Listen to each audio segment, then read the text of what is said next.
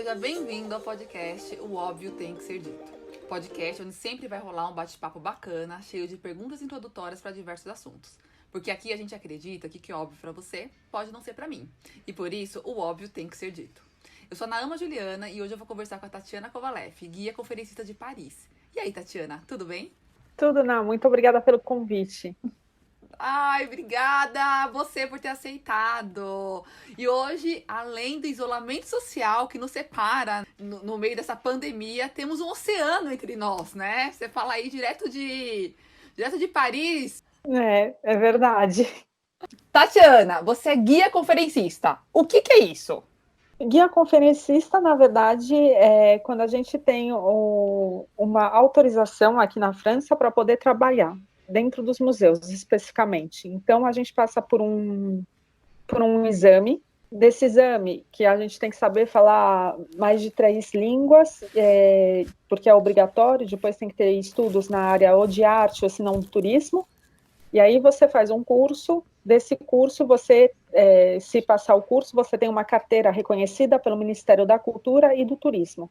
Então você tem o acesso de trabalhar dentro, especificamente, dos museus franceses. Qualquer guia conferencista aí tem que falar no mínimo 3 línguas e tem que ter estudos de arte ou turismo. Que legal. Sim. E você tinha estudo de arte? Sim, na Itália eu tinha feito uma pós-graduação em arte. Ai, que legal, que legal. E você pensava em trabalhar com isso quando você mudou pra Paris? Ou a vida te levou? Não, no início não, mas depois eu fui trabalhar no Museu d'Orsay. No Museu d'Orsay eu comecei a ficar interessada pela profissão de guia, e aí comecei. Fui me informar e passei a escola que tinha, passei os exames que tinha e consegui.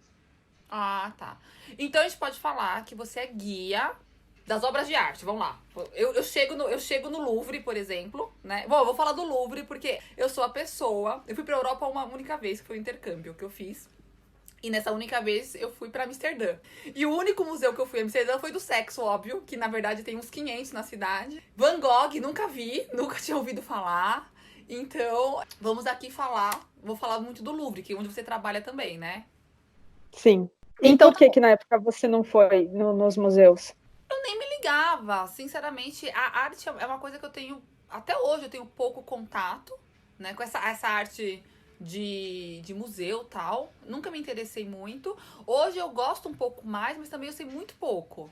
Então eu tô super ansiosa pra essa conversa, assim, porque eu quero ver. Eu quero que você nos explique o que é uma obra de arte, como reconhecer uma obra de arte, o que eu devo. Porque a minha questão é, quando eu olho uma obra de arte, às vezes eu não sei nem o que eu devo olhar, entendeu? Como deve acontecer. Eu fico mais no me impacta ou não me impacta, sabe? Gosto ou não gosto. Mas eu acho que isso é muito raso, né? Então eu espero que você me dê condições de não sair daqui talvez uma apreciadora de arte, colecionadora. Espero que não, porque nem dinheiro eu tenho pra colecionar arte, né? Imagina. Mas, ou que eu saia pelo menos leiga. Na época eu tinha 18 anos. Na época eu tinha 18 anos. Imagina, nem passou. Eu tava com a minha prima, nem passou pela nossa cabeça ir no Van Gogh. Mas assim, se você perguntar de qualquer outra coisa, de Amsterdã a gente sabe, né? Mas eu não vou entrar nesses detalhes. Tá bom, não vamos entrar, então. É melhor. Ô, Tati, me fala, o que é arte? Então, é uma longa discussão já, porque a gente vai lá já antes de Cristo. O melhor mesmo para você definir o que é arte é já saber, por exemplo, tudo aquilo que pode te tocar, no sentido do que pode te emocionar. Desse momento, se você está emocionada, para você já é arte. Mas aí a gente entra numa questão muito pessoal, né? É lógico, sim. Não, mas aí não vale, porque o que faz é uma pergunta clássica. Vamos falar do Basquiat. Por que o Basquiat é tão caro, artista renomado, e o desenho da minha vizinha de 4 anos não é? Porque assim, eu conheço minha vizinha. O que ela desenha me emociona, pode me emocionar mais até o que o desenho do Basquiat, concorda? Não, porque justamente, então, tem para você entender a arte, etc., tem uma série de etapas para ser feito. E, por exemplo, o Basquiat tem que entender toda a cultura dele, porque para ele chegar onde ele chegou, para chegar no ambiente, que ele conseguiu produzir essa obra de arte, teve todo um estudo, teve uma reflexão. A tua vizinha de 4 anos... Não, teve todo um estudo e reflexão dele para chegar aonde ele chegou. A tua vizinha de 4 anos não tem a mesma experiência, não tem a mesma bagagem cultural que o Basquiat tinha. Sim, então aí a gente não pode só falar que é uma questão do que toca. Então tem mais outros elementos para dizer o que é arte. Então, quando você me propôs para fazer o podcast, na verdade eu tinha feito eu comecei a refletir bastante. Então, eu acho assim, quando a gente quer começar a analisar uma obra de arte, a primeira coisa, o fundamental é você já, por exemplo, você vê um quadro e você vê um vasinho nesse quadro, por exemplo. Esse vasinho, ele vai te lembrar alguma coisa que você viu na casa da tua avó. Então, automaticamente, toda a tua bagagem cultural, toda a tua emoção, você vai começar a transportar nesse quadro. Certo. Essa é a primeira coisa. Quando você começa a olhar, aí você já vai decidir. A gente está na emoção, eu estou gostando desse quadro ou não. Quando você tirar essa conclusão de gostou, não gostou, você já está num segundo processo, que é o processo da razão. Então, isso quer dizer o quê? Não é a razão de estar certo ou errado, mas você começa a ter principalmente um raciocínio, na verdade. Então, esse raciocínio é onde você vai começar a identificar o contexto de onde foi feito esse quadro, por que ele foi feito, a data. Muito importante também, por exemplo, na época que foi feito e hoje, né, na data atual onde nós estamos. Então, também para comparar tanto o contexto histórico quanto o contexto político dessa obra de arte. E depois, lógico, que é o fundamental, que é a terceira parte, que é a confrontação. Então, quer dizer o que é a confrontação? Você vai ver a obra de arte. Gostei, não gostei, é uma opinião tua. Depois eu vou confrontar com você, que é o caso, por exemplo, você me fala do Basquiat. Você gosta ou não gosta? Gosto. Gosta. Eu posso falar, por exemplo, não gosto. Mas a gente vai começar a confrontar. Então, porque você gosta, por que eu não gosto? E depois tem a confrontação, o espaço, aonde ele está sendo exibido e por que ele está lá. Então, eu acho que quando a gente quer falar de arte, tem que ter essa análise. Entendi. Eu acho bem complexo essa questão de arte. E eu fiz essa provocação da minha vizinha de 4 anos, que aliás eu não tenho, eu acredito que eu não tenho nenhuma vizinha de 4 anos. Ela não existe, ela é fictícia. Você mentiu pra mim, acabou a amizade. Não existe essa vizinha de 4 anos, né? Mas tem muito essa questão, principalmente com arte moderna, né? Que você olha e fala, gente, você vai numa exposição, você vê um filtro com uma linha, aí você fala, pô, tipo, eu poderia fazer isso, né? E eu acho que são duas questões. Uma, você poderia, mas você não fez isso, né? E talvez, quando você fala que tem todo o estudo, o que o artista percorreu para fazer esse movimento, né? Para fazer a obra, talvez faça um pouco mais de sentido, né? Qual que é o papel da arte, você acha? De uma forma geral, tá? Tanto, tipo, a arte que está no museu, o quadro, quanto a Marina Abramovic, que é um outro tipo de arte com corpo e tal. Na verdade, para mim, arte é arte. Arte, para mim, na verdade, é tudo que a gente pode se emocionar. Para mim, esse é o papel da arte. É tudo que você vai ver e que vai te levar ao extremo de uma emoção.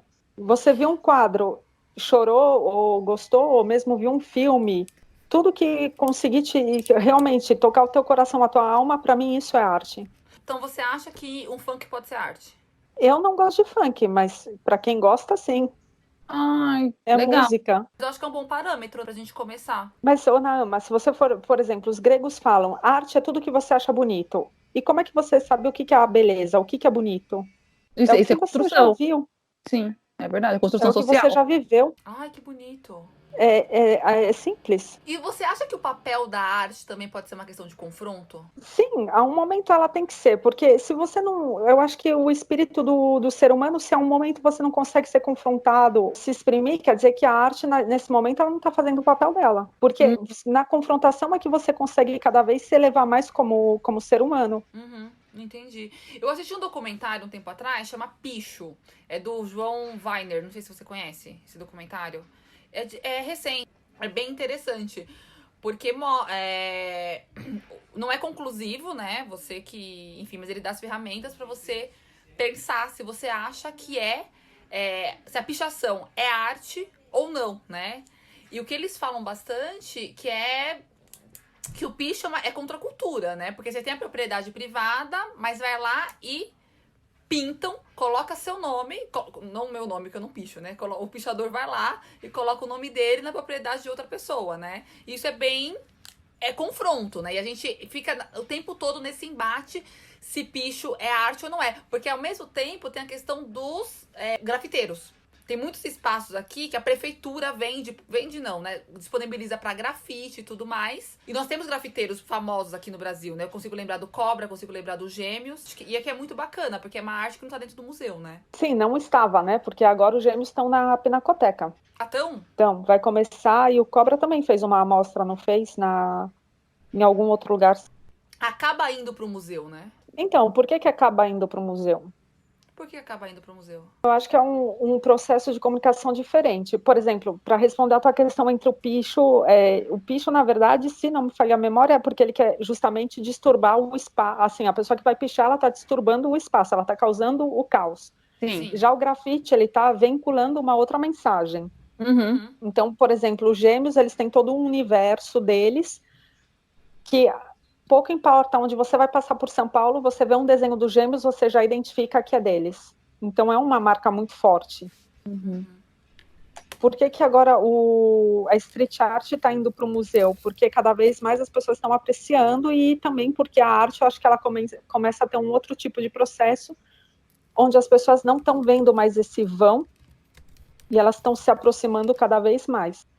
Não tô vendo o vão do quê? Tem mais aquele vazio. Eu acho que as pessoas, por exemplo, quando eu te perguntei por que você não foi no museu quando você tinha 18 anos, você me falou, eu não fui porque na época eu não era muito ligada em arte. Não, mas tem algum processo que hoje as pessoas elas sentem menos medo de ir para o museu, cada vez mais elas estão interessadas. Então é uma coisa que a gente tinha na cabeça que era inacessível, porque as pessoas às vezes pensam, tem esse bloqueio falando que o museu é muito difícil, o museu é chato, o museu é isso, o museu é aquilo.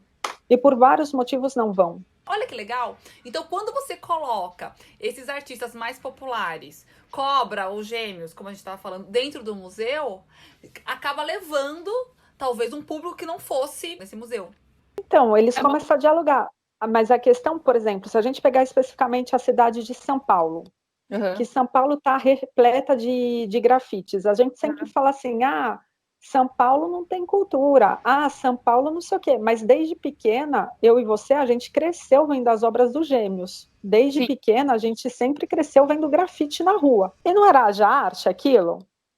Lógico que era. Tô com meus 18 anos, estou em Amsterdã novamente. Enfim, vou visitar o Museu do Van Gogh, mas eu também não sei nada.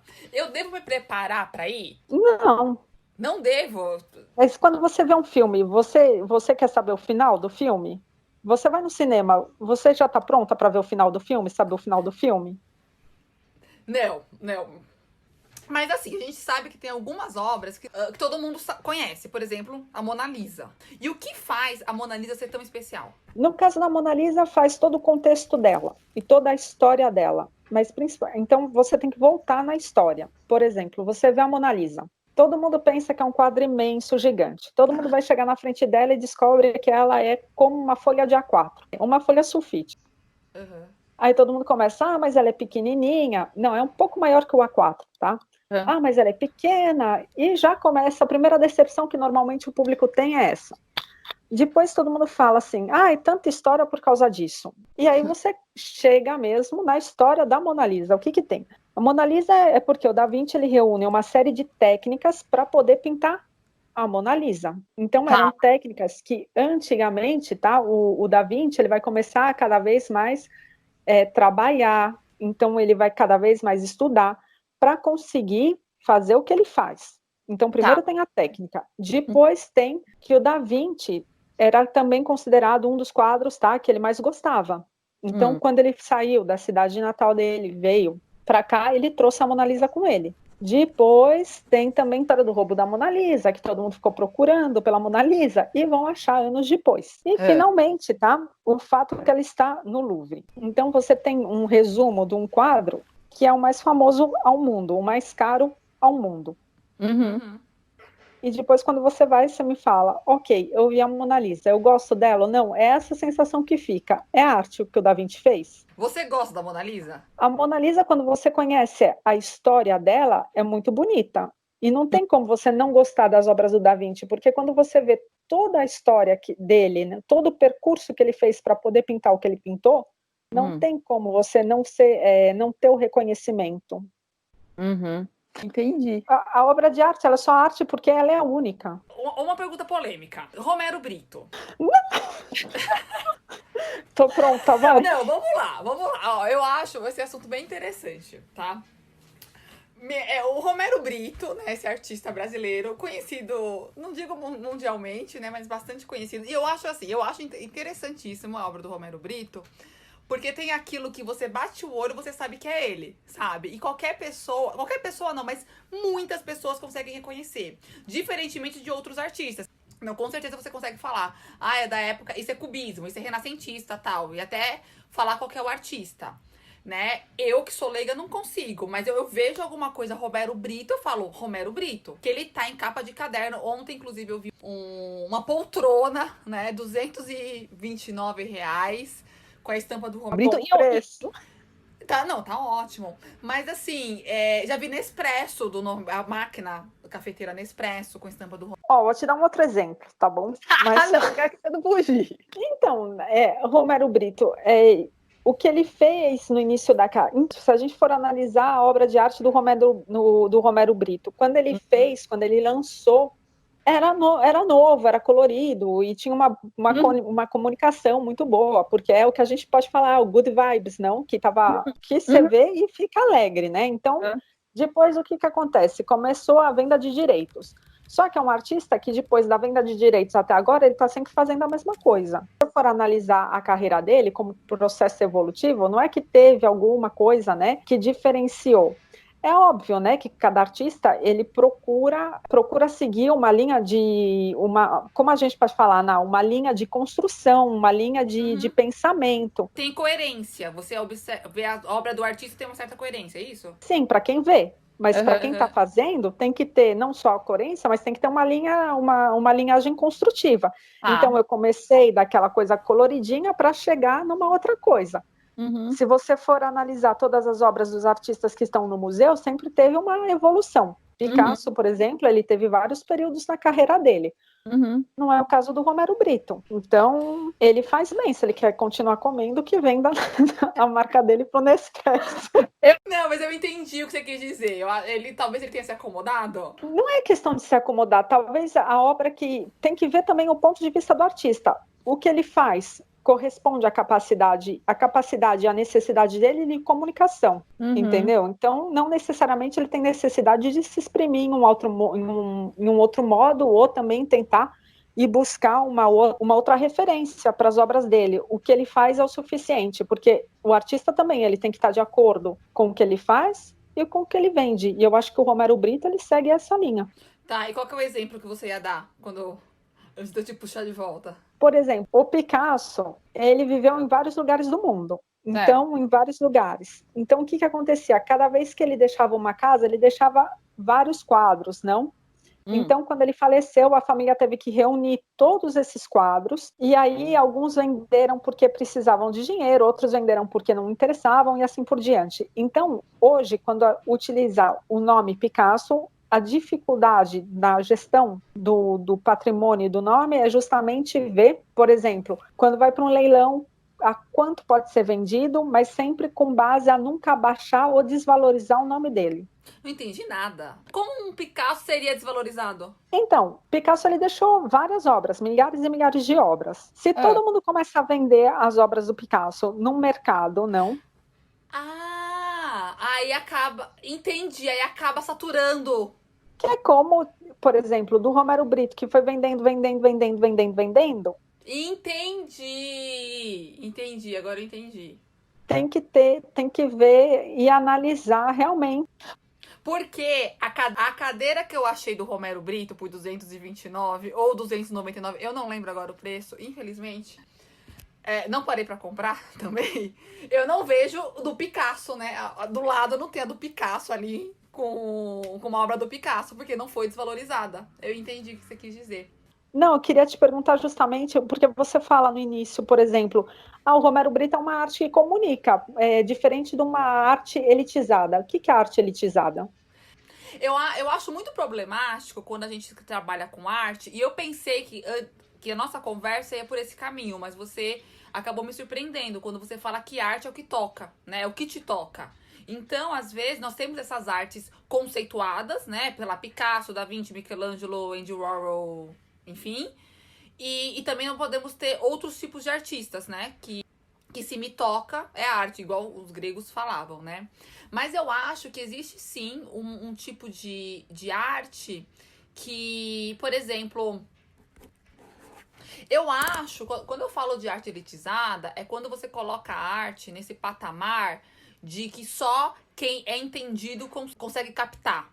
Então eu tinha a impressão que, por exemplo, se eu fosse pra Florença, que é aquela cidade, né, na Itália, que parece que tudo que você olha é arte, eu não seria tão interessante pra mim. Porque como eu não entendo, como sei lá, o que eu olhar, talvez eu não vai saber de quem é, como foi construído, talvez não seria tão interessante pra mim. Então, pra mim, é uma arte elitizada que só quem tem estudo, quem tem uma bagagem na arte conseguiria acessar, entendeu?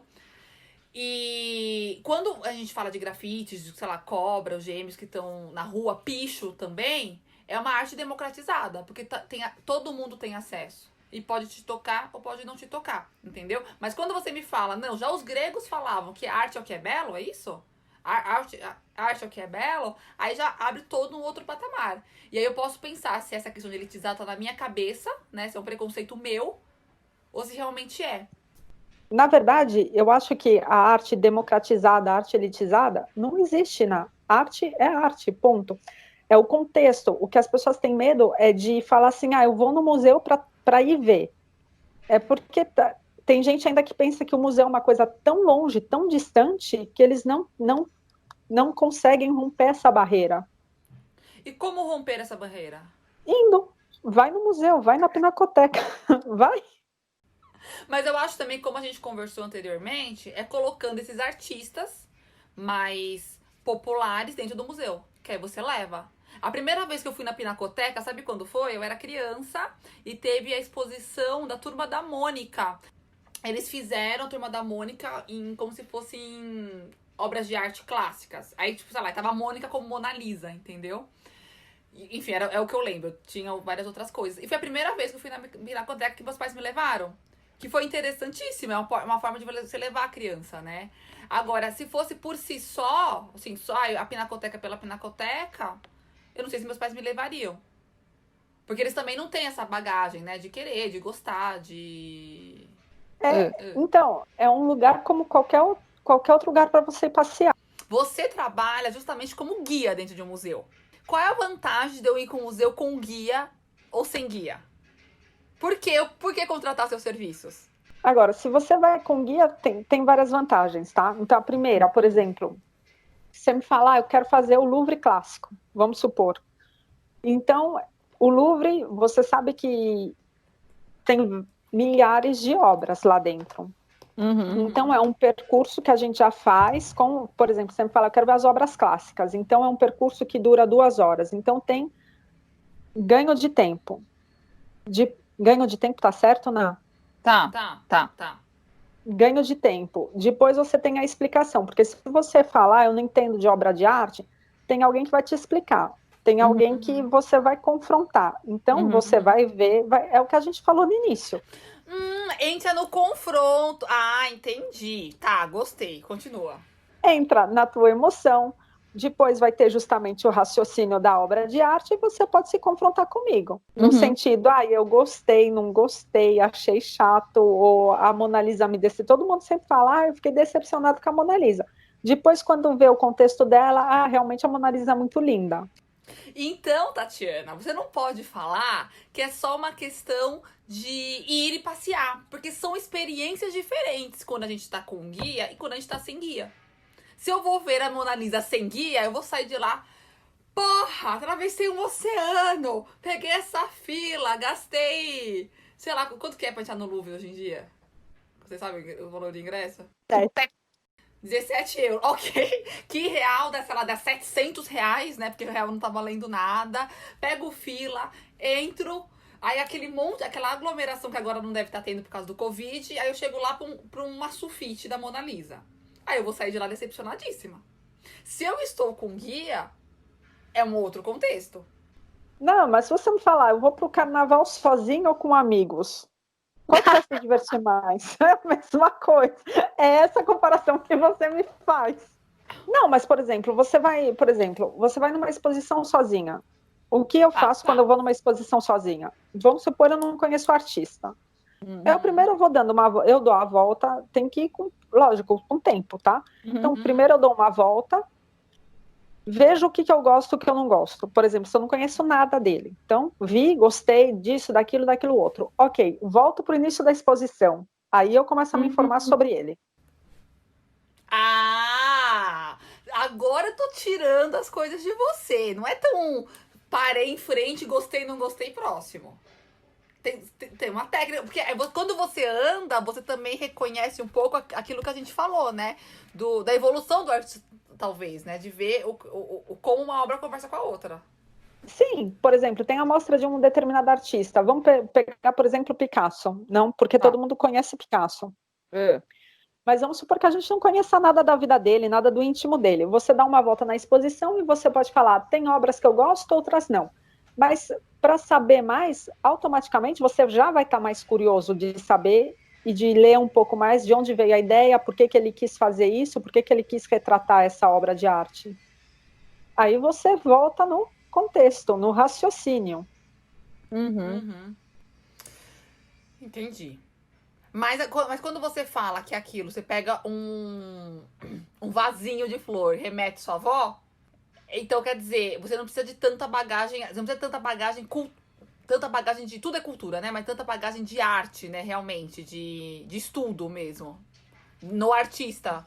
Não, você nunca. Eu acho que para ver uma obra você nunca precisa de bagagem cultural. Se você tem, ótimo. Mas se você não tiver, o que você precisa ter é olhos e realmente uma alma enorme para poder olhar aquilo. Ah, eu adorei essa parte. Olhos e uma alma enorme. Eu tenho olhos e tenho uma alma enorme. Eu estou pronta. Estou pronta pro Louvre. Então vai. Pega o bilhete, tô te esperando. Tatiana, uma polêmica. Os museus europeus, eles estão repletos de arte, porém, muitas vezes, artes roubadas, saqueadas de outros países, né? Inclusive a Mona Lisa, que é do Da Vinci, que é italiano, está no museu na França. E há um grande debate sobre se as obras deveriam ou não voltar para os seus países. O que você acha? Depende do contexto, depende. Então, tem algumas obras que, se a gente for olhar ao longo da carreira delas, algumas obras foram salvas, não? Pelo fato de elas terem sido saqueadas, ou se não conservadas, se a gente quiser utilizar esse nome, e terem sido trazidas para cá, para a França. Depois teve também o processo inverso, que a França também ela devolveu outras obras de arte. Eu tenho um bom exemplo para te dar, o Museu do Quai Branly, que a África estava pedindo o retorno de algumas obras. Então, a gente pode falar também que depois tem uma certa conscientização de devolução, entendeu? Tati, agora estamos indo para o encerramento, infelizmente. Vamos fazer uma sessão fofoquinhas, tá? Que o povo quer saber. Na verdade, é isso. Eu conversei com você todo esse tempo para saber disso, para chegar no submundo da arte. E vamos ver, eu vou te fazer as perguntas, você fala se você sabe ou não, se você pode ou não responder, ok? Pergunta número 1. Quanto Beyoncé e Jay-Z pagaram para fechar o Louvre e gravar aquele clipe? Ninguém sabe. O diretor do Louvre também falou, eu não lembro. Mas deve ter sido muito. E qualquer pessoa, eu consigo alugar o Louvre para fazer o meu clipe? Sim. Assim? Pague, sim. Mas você, na verdade, quando fala, eu vou alugar o Louvre, você aluga o espaço, um museu. Sim, você consegue alugar o Louvre. Vários museus, eles precisam ser alugados também para cobrir uma parte das despesas. É sempre dinheiro a mais que entra. Não, mas como assim? Eu alugo, eu vou fazer um jantar meu ali no meio da... Depende da ala que você quer, mas, por exemplo, a Dior, ela aluga sempre Versalhes, Versailles para fazer os desfiles. Eles alugam para fazer. Depois, Louis Vuitton, recentemente também tinha alugado uma parte do Louvre, mas eles alugaram a parte externa. Entendi. Ô, Tati, como é que é feita a limpeza das obras, você sabe? A limpeza das obras, ela é feita normalmente pelos restauradores, né? Que tem todo o cuidado. Se for a limpeza, a manutenção do espaço museu, então aí é o serviço mesmo de limpeza. Não, eu tô falando assim, tirar o pó. Quem tira o pó? É a limpeza mesmo. Vai lá e dá aquela esfregadinha no escravo do Michelangelo, é isso? Passa o explorador, é isso? Que são os restauradores. Porra, mas é toda semana isso. O restaurador fica toda semana fazendo isso? Então, mas o Louvre, ele não é que fica com a janela aberta, né? Então o Louvre não é tão limpo como eu imaginei. Não dá, não dá pra ir passando a língua, né, nas obras. Não, é melhor não. Principalmente nessa época, melhor não.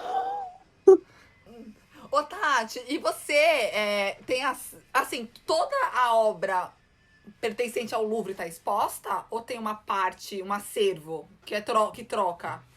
Tem um acervo que troca. De quanto tempo? Depende, por exemplo, tem obras de arte que o Louvre, para montar uma exposição, às vezes eles fazem... Não é intercâmbio de obra de arte, como é que eu posso achar um nome melhor disso? Achei. Por exemplo, o Louvre, quando quer montar uma exposição, ele empresta algumas outras obras dele e financia, recebe outras de outros países. Entendi. Então, não é... Se eu for ao Louvre esse ano e for daqui 5 anos, provavelmente eu não vou ver exatamente as mesmas obras, né? Tá sempre mudando. Até porque ele vai comprando também, né? Deve ir comprando, vendendo. E você tem acesso a esse acervo? O que não tá exposto? Você como guia conferencista? Depende do...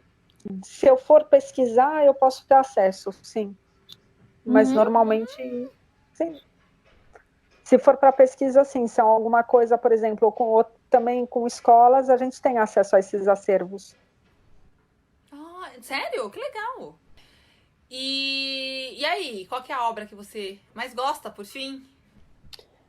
É a Nike de Samotrácia, sempre. Tati, enfim, infelizmente estamos encerrando, temos que encerrar. E eu queria te fazer uma pergunta que eu faço para todo mundo que vem bater esse papo comigo, né? Que a gente tá aqui falando de obviedades, né? E eu queria que você me falasse alguma coisa não óbvia sua. Eu adoro doce.